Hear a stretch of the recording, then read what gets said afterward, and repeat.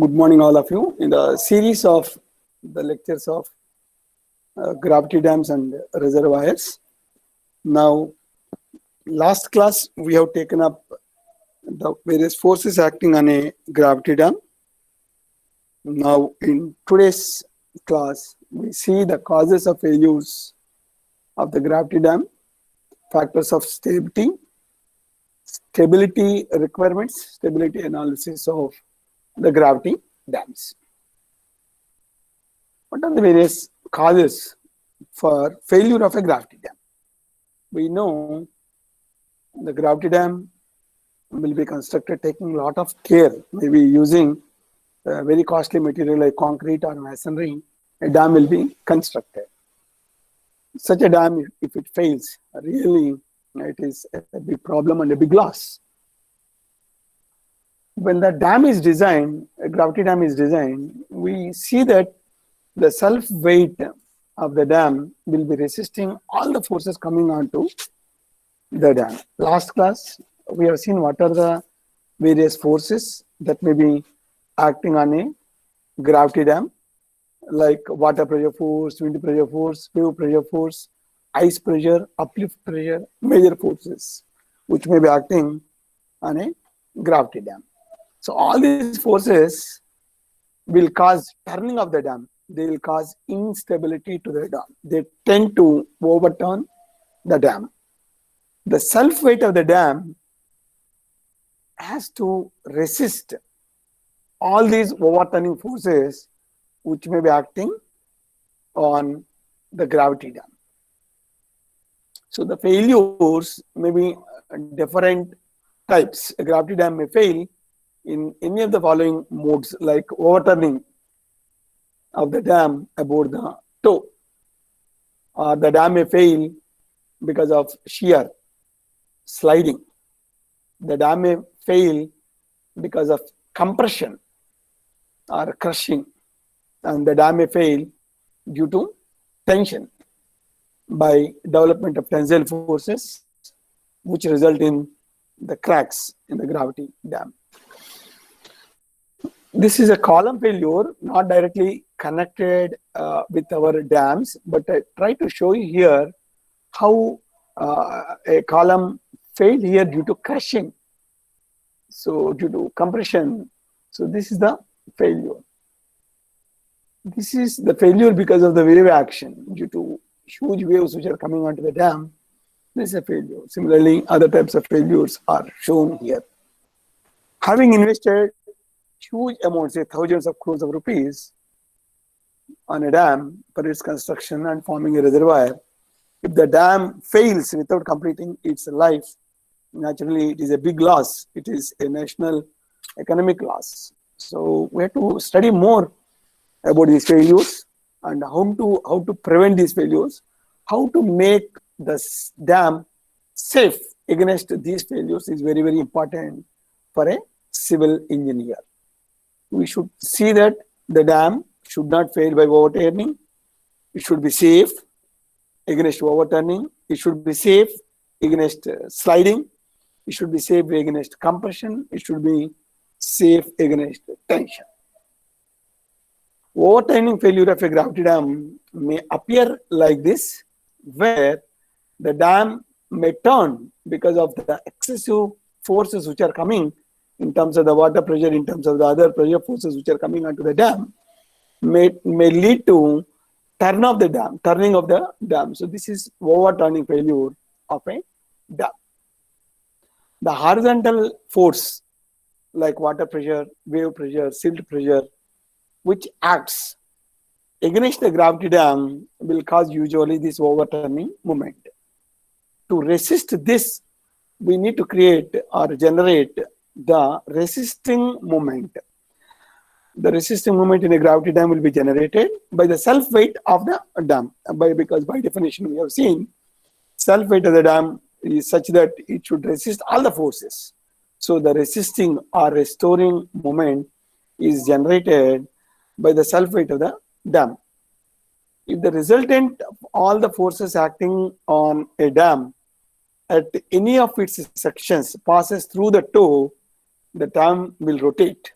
that is called overturning of the dam. So if the resultant of all the forces, if you consider, maybe there will be horizontal forces, there may be vertical forces. So passing through the toe, if you consider, if it is passing through the toe, we say that the dam is failing. This is called the overturning failure of a gravity dam. But practically, such a condition does not arise because we take all precautionary steps to see that the dam is safe against overturning. Most of the times, the dam may fail by crushing, compression, well before it goes for the overturning.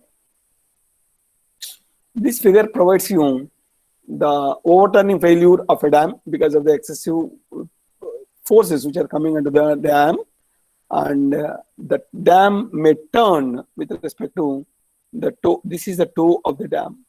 So if the resultant of all the forces acting on the dam are passing through this toe, the dam will fail in overturning. The dam will fail in overturning. That means we should see that the resultant of all the forces coming onto the dam should not pass through the toe. It should be well before, it should pass through well before the toe in the base. How much well before? We will see in our calculations now. The ratio of the resisting moments about the toe to the overturning moments about the toe is called factor of safety against overturning. So if you compute the moments about the toe, there will be certain horizontal forces which are acting in the dam. There will be certain vertical forces which are acting at the dam. Take the moment of all these forces about the toe. Some of the forces cause instability, called the overturning moments. Some of the moments are the forces cause stability to the dam, like self-weight. So that is called the resisting moment. So take the algebraic sum of all the resisting moments, algebraic sum of all the overturning moments. Take the ratio. So this ratio should not be less than 1.5.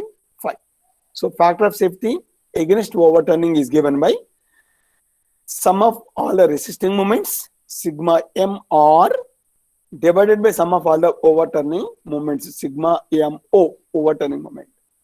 So Fs, the factor of safety against overturning, would be the ratio of sum of all the resisting moments by sum of all the overturning moments. How do you compute this algebraic sum of all the resisting moments? We take the moment about the toe, all the forces acting on the dam with respect to the toe. Identify which are causing resistance, which are causing overturning. For example, in the figure, with respect to the toe, if we take the moment for the water pressure, if we take the moment for the water pressure is acting in this direction. This is the toe. With respect to the toe, this may be acting at certain lever arm, certain location, and it is causing instability to the dam. It is called overturning moment. Whereas a self-weight, if you take for the same dam section with respect to toe, if you take the moment of the self-weight of the dam, which causes stability to the dam, because this will become the anti-clockwise and this is the clockwise. So with respect to the toe, whether you have a overturning moment or whether you have a resisting moment, I'm not using clockwise, anti-clockwise, more appropriate terms will be causing overturning moment, causing resisting moment. Which gives stability to the dam is the resisting moment, which causes instability to the dam is a overturning moment. So with respect to the toe, identify what are the various forces acting, their lever arm, that is the point of application of that load. Then the load multiplied by the force multiplied by the lever arm gives you the moment. Identify whether this moment is causing resistance to the dam or overturning to the dam. Accordingly, you take the sum of all those resisting moments, sum of all the overturning moments, and the ratio of resisting moments to overturning moment is called the factor of safety against overturning. This value should not be less than 1.5. Should not be less than 1.5. This is about the overturning. Second failure for a dam may be because of sliding. When the net horizontal forces acting on a gravity dam at the base, net horizontal forces which are acting at the base of a dam exceeds the frictional resistance produced between the body of the dam and foundation, then the failure occurs, and such a failure is called sliding failure for a gravity dam. So you have the horizontal forces which are acting and the frictional resistance caused at the foundation. So if these horizontal forces which are acting on the dam are more than the frictional resistance, the failure occurs. The sliding failure occurs. That means the dam at the weakest portion may slide in the form of slices. It may move from its original place. This is called sliding failure. The sliding failure may occur at the base of the dam or in between at any of the joints also. At any of the joints also. If you have horizontal joints like this, at any particular joint, if the net horizontal forces are exceeding the frictional resistance caused at that particular joint, there may be a possibility of sliding failure. In low dams, the safety against sliding should be checked only for friction. But in high dams, for economical precise design, the shear strength of the joint also will be considered.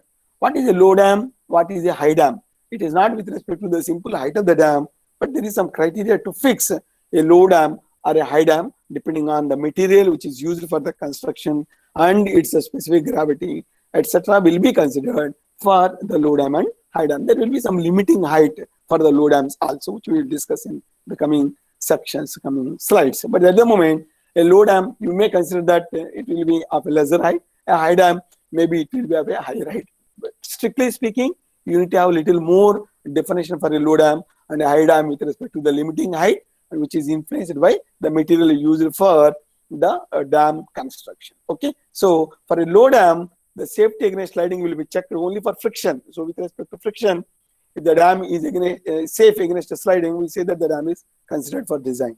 But for high dams, you need to consider the shear strength of the joint also. So we have factor of safety against sliding based on the frictional resistance, factor of safety based on frictional resistance and shear strength of the dam. Both the things will be considered, particularly in the high dams. So the definition of the sliding failures we have seen, like this is the external forces, all the horizontal forces which are acting. If this value is exceeding the friction developed. So what is the frictional resistance that will be developed? If sigma B is the algebraic sum of all the vertical forces, the friction coefficient of friction multiplied by sigma B gives you the frictional force resistance which can be developed. So if the horizontal force is exceeding this frictional resistance, the dam may fail in sliding. For a low dam, only frictional resistance. For a high dam, frictional shear strength also is to be considered. So the dam may fail at the joints also, as we have seen in the figure. It may be with respect to the bottommost portion, it must be safe. At different sections also, the dam must be safe. The dam must be safe against the sliding. In order that no sliding takes place, the factor of safety against sliding should be greater than 1. The factor of safety against overturning must be greater than 1.5 in the earlier case. Now the factor of safety against sliding must be greater than 1. How do you compute this factor of safety? Factor of safety is mu sigma B by sigma H. Mu sigma B is the frictional resistance that is developed. Coefficient of friction multiplied by the algebraic sum of vertical forces. The frictional resistance developed divided by the net horizontal force should be greater than 1. So sigma B, the algebraic sum of all the vertical forces. Sigma H is the algebraic sum of all the horizontal forces which are causing sliding, and the coefficient of friction may be depending on the material which is used for construction, may be about 0.65 to 0.75.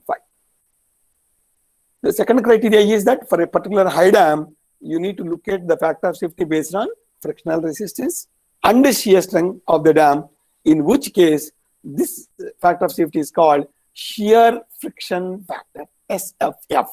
The shear friction factor is given by mu sigma V plus B into Q by sigma H. In the earlier case, this has not been considered. Factor of safety against sliding, you don't have BQ. It is only mu sigma B by sigma H. Factor of safety against sliding. But the shear friction factor, particularly in the high dams, we need to consider the shear friction factor based on which mu sigma B plus B into Q by sigma H is the shear friction factor. What is B? The base width of the dam. The base width of the dam. If you are trying to analyze at different sections, whatever section that you consider, the base width at that particular section should be taken. For example, if you would like to take this section, at this section, up to this section, whether the dam is safe or not. So you need to take the base width B. This is the base width. If you take up to this section, this is the base width. This is the base width. And for the entire dam, B is the total base width of the dam. Total base width of the dam. either for a section or for a joint for the entire dam. B correspondingly will be the base width, and Q is the average shear strength of the joint, which may be varying from about 1400 kilonewton per square meter for poor rock, 4000 kilonewton for good rock in case of masonry. For concrete, it will be about varying about 700 to 1400 kilonewton per square meter. For economical design, the shear friction factor should be between 4 and 5. Must be greater than 1.5 in case of factor of safety against overturning, and must be greater than 1 in case of factor of safety against sliding. For shear friction factor, it should be about 4 and 5 for the economic design. Third mode of failure of a gravity dam is by compression, crushing, as we have seen already in the figure, that if more and more compressive load is coming onto the dam, then allowable compression or compressive stress of material will be based on the material used and the grade of concrete used. So that will vary from grade of concrete one grade to the other grade. So there may be a failure if the compressive stress which is occurring in a dam at any section is more than the allowable stress. So a gravity dam may fail by the failure of its material, that is the compressive stress produced, which may exceed the allowable stress, and the dam material may get crushed. In general, the compressive strength of a rock foundation will be greater than the compressive strength of the concrete within the dam. Therefore, crushing of the concrete will usually occur prior to the compression failure of the foundation material. So, within the body of the dam, there may be crushing which may come up, which may lead to the failure of the dam rather than the failure which is coming at the foundation material, because foundation material may be made up of rock. So the compressive strength of rock is more, as you have seen in the previous slide. It may be of the order up to a maximum of 4000, whereas for concrete is about 700 to 1400.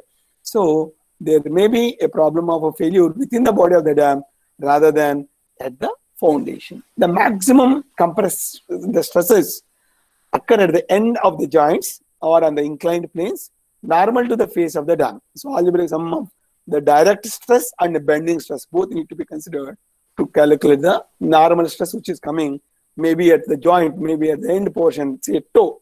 So the normal stress at the toe will be sigma V, algebraic sum of all the vertical loads, vertical forces which are coming onto the dam divided by the base width into 1 plus 6E by B. Let us see how we are going to get this. From the strength point of view, sigma V by B into 1 plus 6E by B must be less than or equal to the allowable compressive stress of the dam material. And normal stress at the heel, if you keep instead of plus, if you keep minus, it will be normal stress at the heel. Sigma V by B, 1 minus 6E by B. At the heel, the normal stress. At the toe, the normal stress will be sigma V by B into 1 plus 6E by B. What is B? It is the base width of the dam. Maybe the distance between the heel and the toe of the dam is the base width of the dam. Sigma V is the algebraic sum of all the forces which are coming onto the dam. What is E? E is the eccentricity with respect to the resultant passing through to the center of the dam. You see here, the dam section is a very simple dam section which is considered for our clear understanding. What is the dam section here? It is simply trapezoidal section, a simple trapezoidal section. This is a CG where the self-weight of the dam is acting. This is a CG where the self-weight of the dam is acting. Okay, and this is the water pressure, maybe up to a height of H, water is available. This is the water pressure. The water pressure intensity diagram is given. And if you consider the resultant of these two forces which are coming onto the dam, what are the two forces which are coming? The self-weight, which is acting vertically downwards, and horizontal water pressure force. So the resultant may be passing like this. This is R is the resultant of the forces which is passing. So with respect to the center, this dot is the center. AB is the base width of the dam. AB is the base width of the dam. So for this base width of the dam, the center will be at B by 2. Maybe from A or from B, it is at B by 2. So this is the center. With respect to the center of the base, the line passing through, the resultant force passing through this point K is at a distance of eccentricity K. Eccentricity K. So eccentricity K, eccentricity E is the distance measured for the point of application, a point of line passing of this resultant force with respect to the center of the basin. So this is the eccentricity. B is the base width of the dam. B by 2 is the center point. E is the eccentricity with respect to the center, the line passing through, the resultant passing through. Okay, so this is the figure. So you have direct stress need to be calculated. You have to calculate the flexural or bending stress. Direct stress plus or minus flexural stress gives you the normal stress. So direct stress will be, the direct stress will be algebraic sum of all the vertical forces which are coming onto the dam divided by the area of the joint or area per unit length. If you take, it will be considered, the dam analysis will be taken only for 1 meter length of the dam.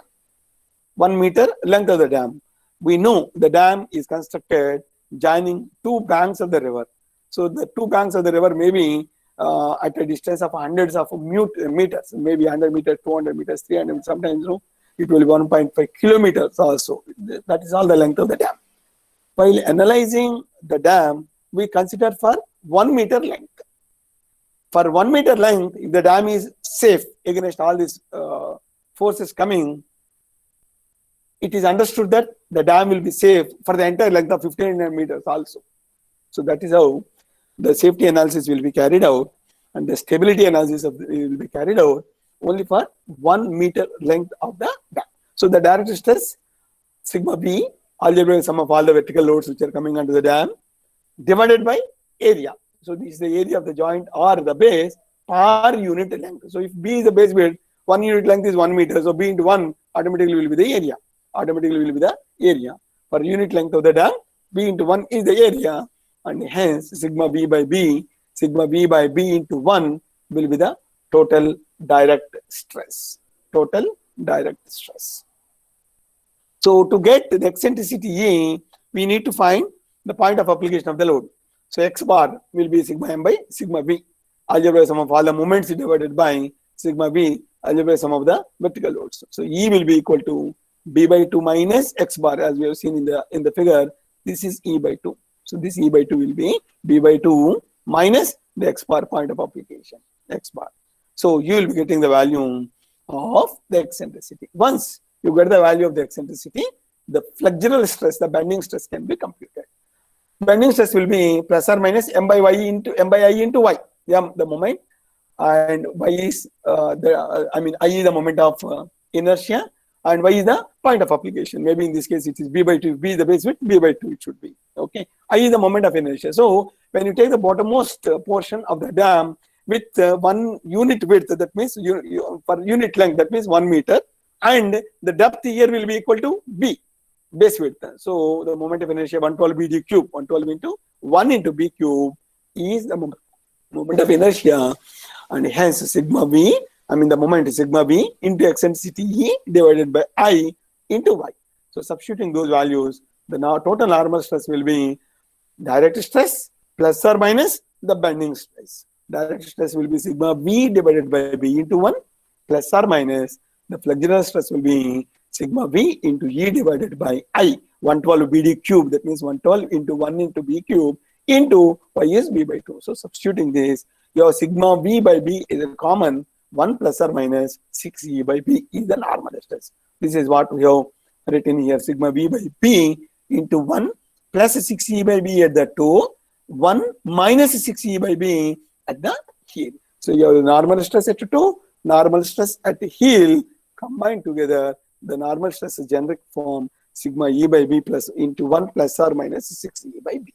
Once you get the normal stress, you will be able to compute the principal stress also. So simple. You will be able to compute the principal stress. So normal stress at the toe, sigma B by B into 1 plus 6E by B. And normal stress at the heel, sigma V by B, 1 minus 6E by B. What is B? It is the base width of the dam. Base width of the dam. And sigma B, algebraic sum of all the vertical loads which are coming onto the dam, and E is the eccentricity which is measured with respect to the center of the base of the dam to the point of application of the resultant force. Okay, so from the strength point of view, the value of this normal stress at P, sigma V by B into 1 plus 6E by B, must be less than or equal to the allowable compressive stress of the dam material. So the allowable compressive stress of the dam material may vary whether you are using a masonry dam, whether you are using a concrete dam. Even in concrete dam also, what is the grade of concrete that you are using? Accordingly, the allowable compressive stress will be varying. So in these both the equations, suppose if E is equal to B by 6, what will happen? If E is equal to B by 6, Pn, the normal stress at toe will be equal to sigma V by B into 1 plus 6 into B by 6 by B. So B 6 gets cancelled, 1 plus 1. 2 times the direct stress. Twice the direct stress, sigma V by B. At heel, it will be 1 minus 1, so 0. So at heel, the normal stress will be 0. At toe, the normal stress will be twice the direct stress when eccentricity E is equal to B by 6. What is the importance of E is equal to B by 6? The importance of E is equal to B by 6 can be seen in this figure. When E is equal to B by 6, the resultant will pass exactly at 1/3 of the base. The resultant will pass through exactly at 1/3 of the base. If B is the base, it will be B by 3. If B is the base, it will be B by 3. It passes exactly at 1 by 3. This is called middle third rule. We'll come back once again on this. We'll come back once again on this. So E is the eccentricity. And if this E value is equal to B by 6, then what will happen? The entire base is divided into 3 parts. First 1/3, B by 3. Last 1/3, B by 3. Middle 1/3. This is the middle 1/3. AB is the middle 1/3. And from A to heel, once again, B by 3, it is 1/3. From B to toe, it is once again 1/3 of the base, B by 3. So this is called the middle third rule. For the dam to be safe, the resultant of all the forces which are coming onto the dam must pass through AB. Must pass through AB. What is AB? It is the middle third. So this is the lower third, this is the outer third, and this is the middle third. So the resultant of all the forces are passing through this middle third, then the dam will be safe. The dam will be safe. This is called the middle third rule. And the fourth failure of the dam may occur by tension. We know very well tension should not exist in a dam at all. The reason is so simple. The reason is so simple that concrete is weak in tension. Since concrete is weak in tension, and we should not allow any tensile stress that is going to be developed in dam section. Maybe at the base, maybe at the toe, maybe at the heel, should not develop any tension. Theoretically and strictly speaking, the tension should not prevail at all. Practically, however, certain tension will be developed where the concrete also can resist certain tension. So to that extent, if the tension is developed, the dam will be safe. Otherwise, the dam will be unsafe. Tension shall not exist in any joint of the dam under any condition of loading. For dams with rectangular joints, the requirement is met if the resultant of all the forces, including the uplift acting on the dam above any horizontal joint, for whether the reservoir is full or empty, intersects the joint within the middle third. This is what I have been mentioning. If the resultant is passing through within this middle third, the dam will be safe. For the dam to be in static equilibrium, the resultant R must be balanced by an equal and opposite reaction of the foundation. The vertical pressure distribution of the foundation is assumed to be linear. So if the value of E in the above expression, as we have seen, is greater than B by 6, the pressure at heel becomes negative. So there is a possibility that the tension occurs. The compressive pressure is becoming negative, means there may be possibility that the tension occurs. So if there were to be no tension, the value of E must be equal to B by 6. How are you getting this? So for Pn, the normal stress at heel must be equal to 0. Must be equal to 0. That means sigma B by B into 1 minus 6E by B must be equal to 0, which indicates the value of E must be equal to B by 6.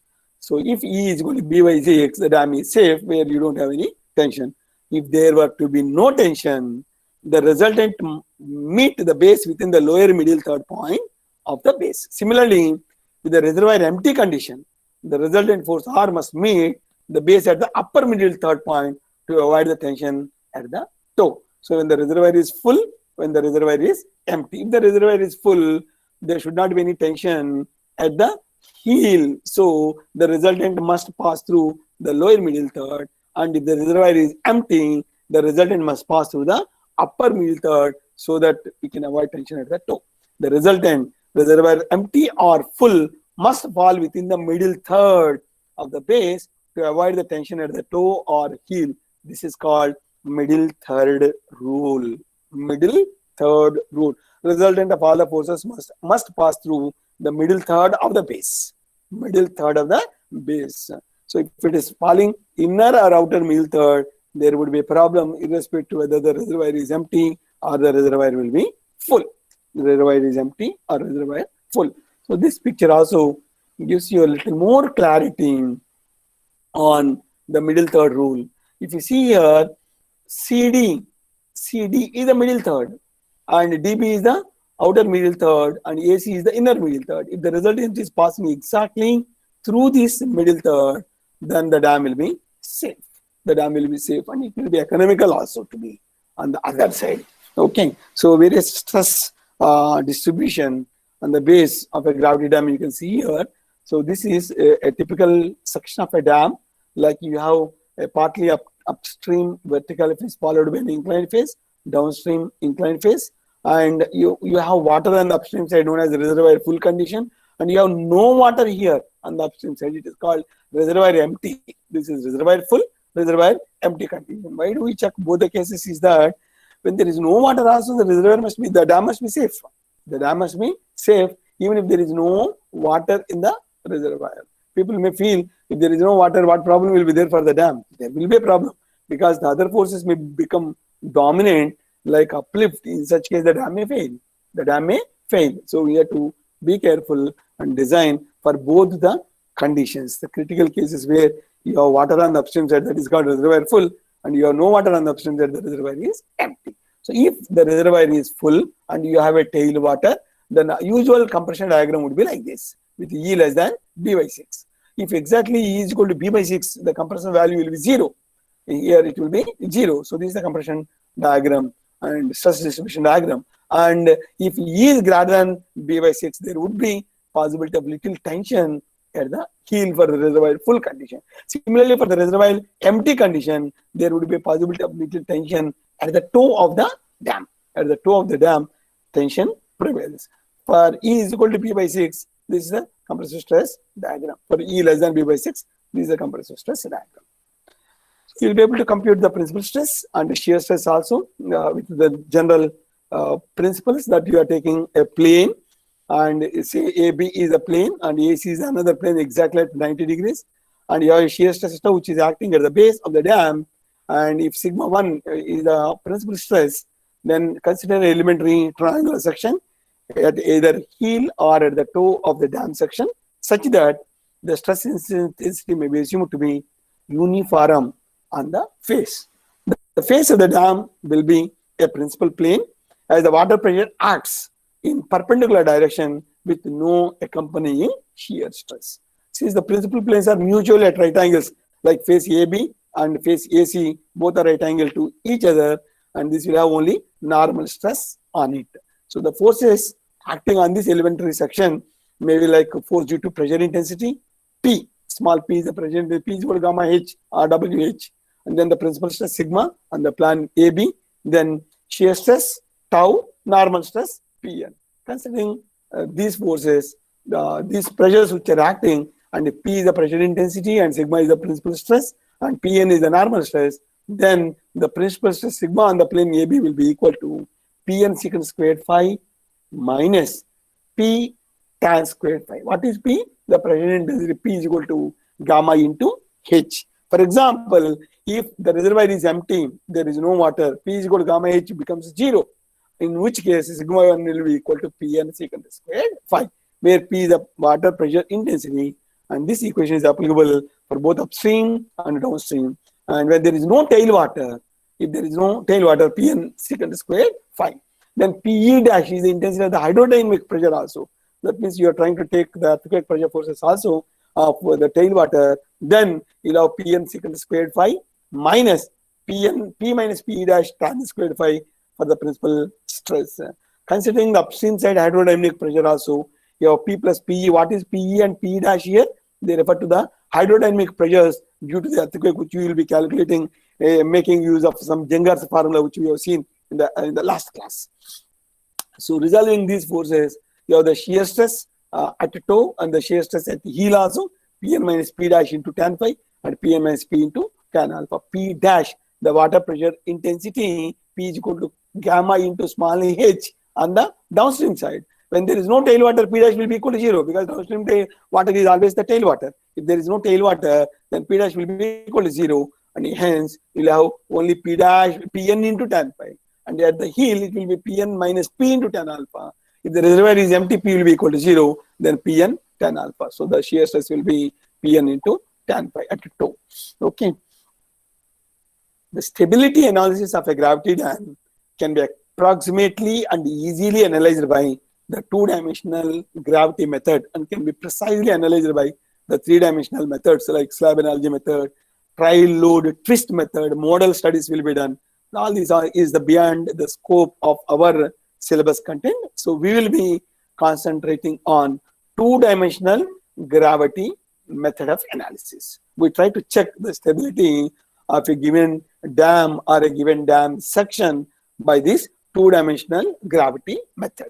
So in the two-dimensional gravity method of analysis, the dam is considered to be made up of a number of cantilevers having unit width which can act independently of each other. So other three methods we are not taking. That means three-dimensional methods we are not taking. We are concentrating only on two-dimensional gravity method. So the assumptions that are made in this are no loads are transferred to the abutments by beam action. Everything is through direct. And the foundation and the dam behave as a single unit, and the joint is perfect. So you don't have any joint between the foundation of the dam and the dam body itself.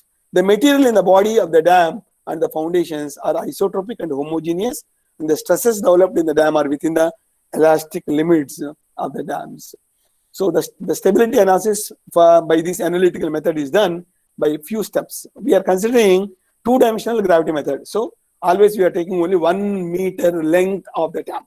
The original length of the dam may be a few hundred meters or even a few kilometers also. But we will be considering only unit length of the dam, say 1 meter. For 1 meter length of the dam, if the dam is safe, we assume that the dam will be safe for even 1000 meters length also. So the first point is that unit length of the dam we consider. Then work out the magnitude and the direction of all the vertical forces acting on the dam. So what would be the vertical forces that may come onto the dam? The self weight of the dam, which acts vertically downwards. This is one vertical force. Also, we have seen in the earlier cases, there will be uplift pressure which acts in the vertical direction, vertically upward direction. Further, if you have any inclined faces on the upstream side or downstream side, the self weight of water also acts vertically downwards. So these are all the forces. So step 2 is find the magnitude and the point of application, the direction of all the vertical forces which are acting on the dam. Step 3, find the algebraic sum. Algebraic sum of all the forces, all the vertical loads which are coming under the dam, sigma V. Then work out all the horizontal forces which are coming onto the dam.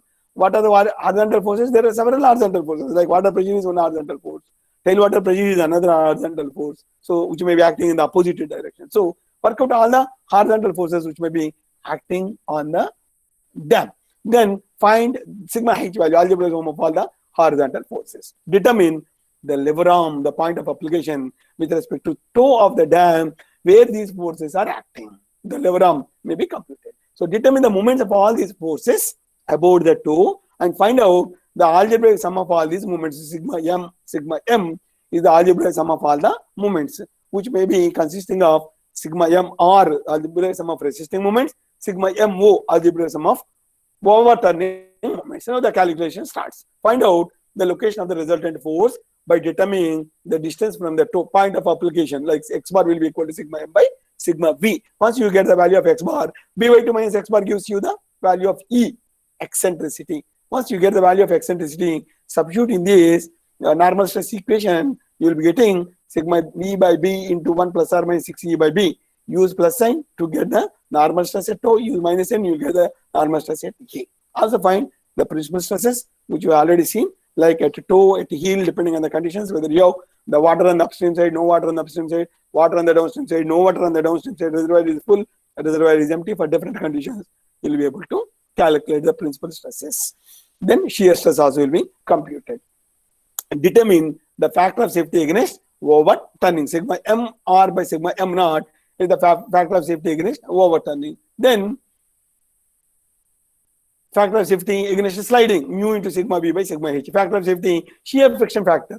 For high dams, this has to be completed. So shear friction factor is mu sigma b plus bq by sigma h. Then the sliding factor should be greater than 1. Shear friction factor must be greater than 4 to 5.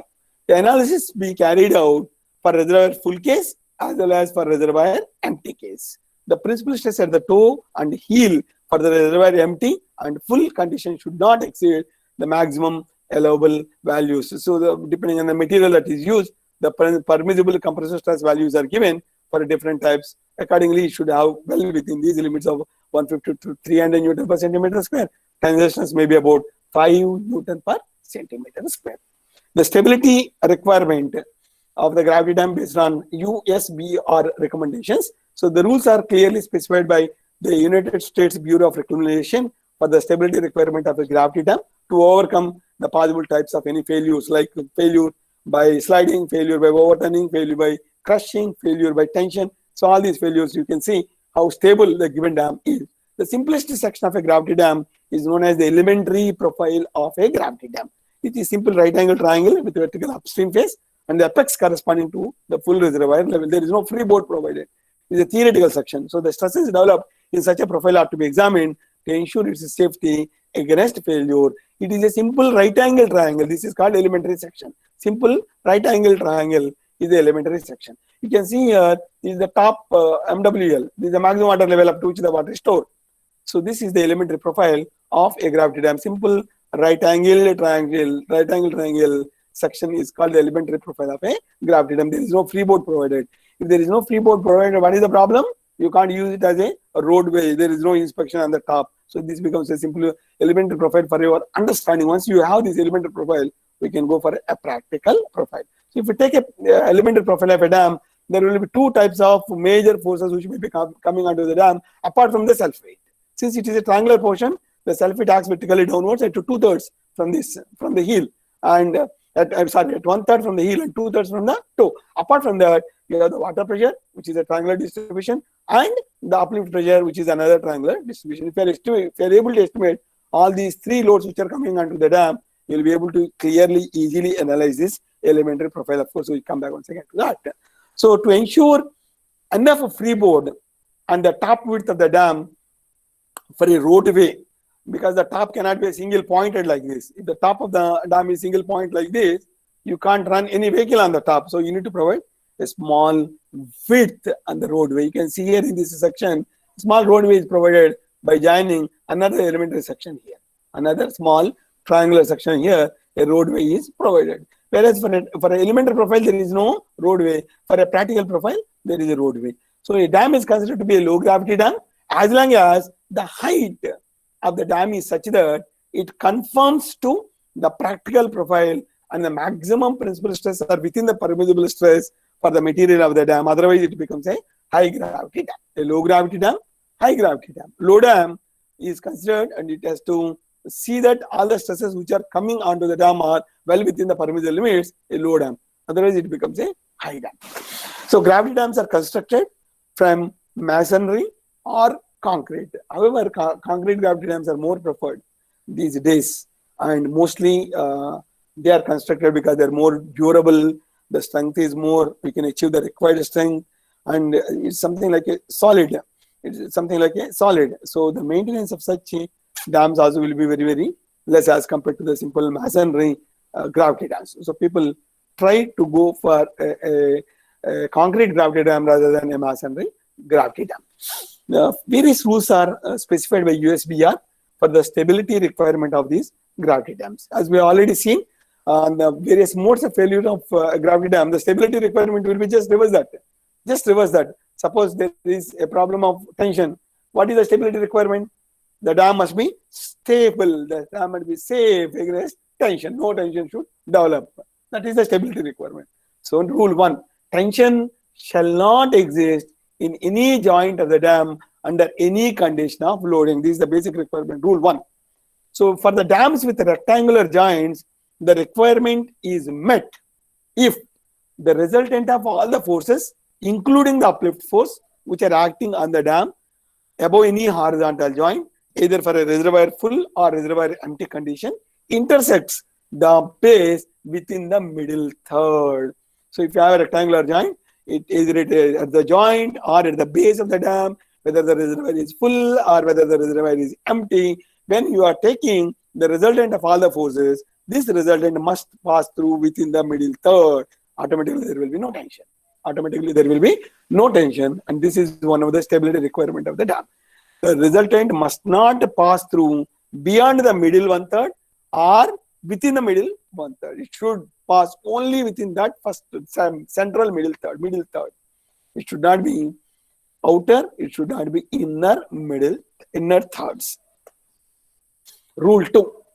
The tangent of the horizontal angle theta between the vertical and the resultant of all the forces, including uplift, acting on the dam above any horizontal plane shall be less than the allowable coefficient of friction at the plane. This is with respect to the factor of safety against sliding. So mu sigma v by sigma h. So the resultant of all the horizontal forces sigma h acting on the dam above any horizontal joint has a tendency to slide that part of the dam over the lower part. So mu sigma v must be greater than or equal to sigma h. Mu sigma v must be greater than or equal to sigma h. What is mu? The coefficient of static friction of the material above and below the joint.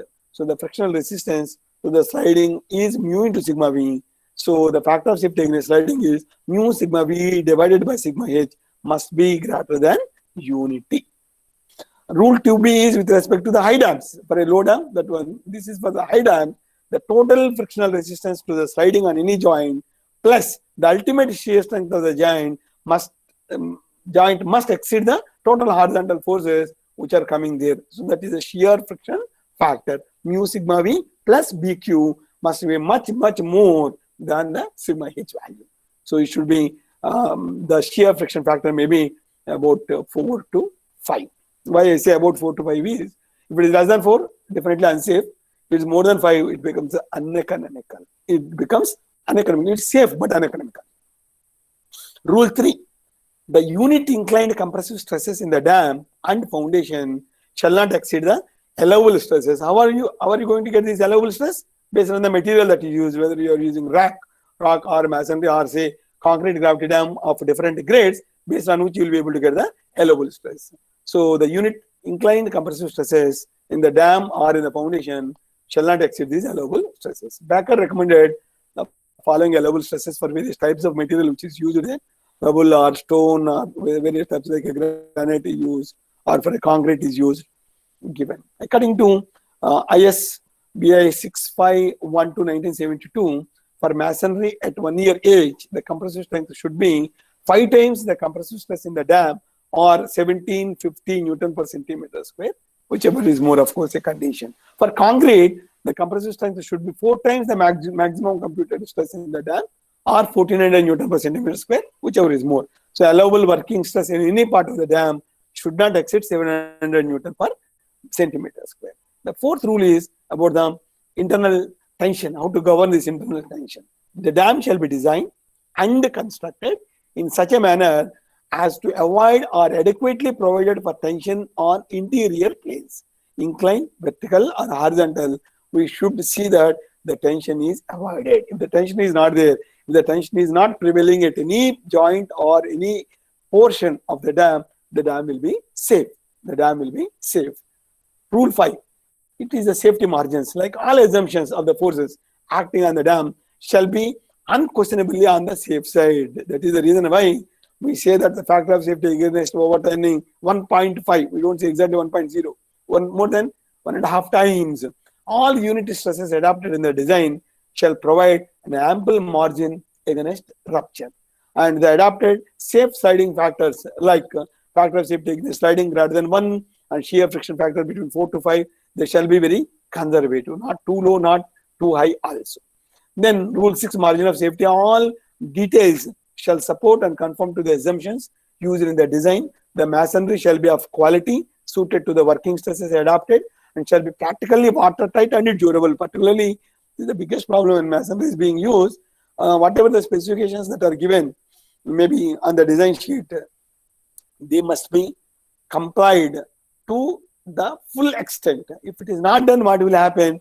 Some local masonry may be available. At some portion, if the local masonry is used, the joint may not bear the total stresses which are coming. There may be a problem of failure. So, particularly when the masonry is being used, you have to see that all the masonry loads which are coming, each and every load must conform to the specifications which are given, the detailed design specifications which are given. Then only it becomes safe. It becomes safe. So, in today's class, to conclude, we try to look at the causes of failures of the gravity dam.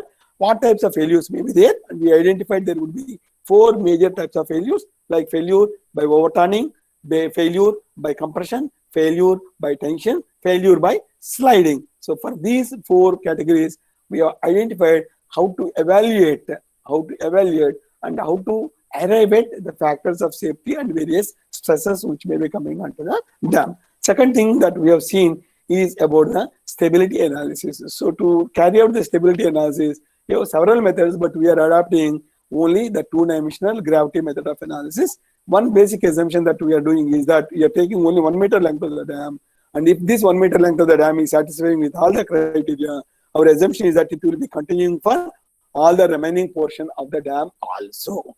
Then stability requirements, several rules which have been provided by USBR we have seen. For tension not to exceed, for compression should be safe against compression, should be safe for all the sliding criteria, and all the stresses that are developed at any section must be well within the allowable working stresses of the dam material which is used for construction. Okay, so this closes about the causes of failures and stability analysis of the dams. I plan to work some problems, but probably next week, next class, I'll plan for working out certain problems up to this so that you'll have